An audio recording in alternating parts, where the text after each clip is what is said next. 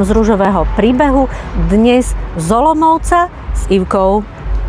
Ahoj. Ahoj, Ivi.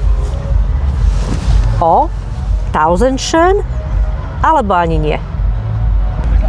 Na našom dvore pestujeme túto ružu, ktorú mi z odrezku venoval Silvester Döry, slovenský šľachtiteľ.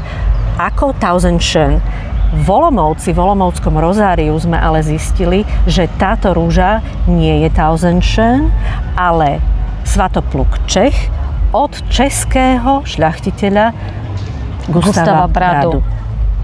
Gustav Brada je pre mňa zaujímavý šľachtiteľ. Šľachtil rúže v 30. rokoch 20. storočia a objavujeme stále viac a viac jeho rúží, pretože niektoré rúže boli pripísané Jánovi Bémovi, ktorý jeho rúže uvádzal obchodne.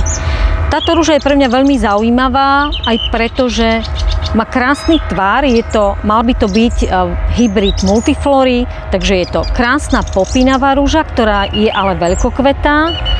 A Gustav Brada v tých 30. rokoch naozaj šľachtil predovšetkým popínavé rúže. Mnohé z nich dokonca boli aj opakovane kvitnúce.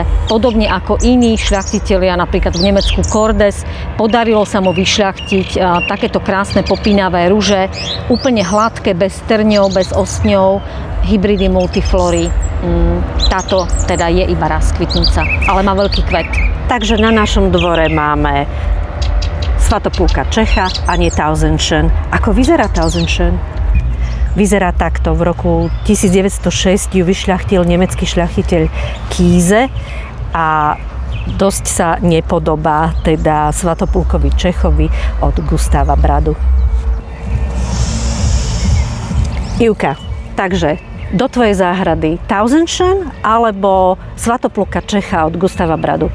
Svatopluk Čech od Gustáva Bradu, keďže zbieram rúže Gustáva Bradu. Ďakujem veľmi pekne za tento názor. Ďakujem pekne za pomoc dnes z rozária v Olomouci, mojej kamarátke a veľkej ružiarke Ivke. Ďakujem za pozvanie, za stretnutie. Čaute.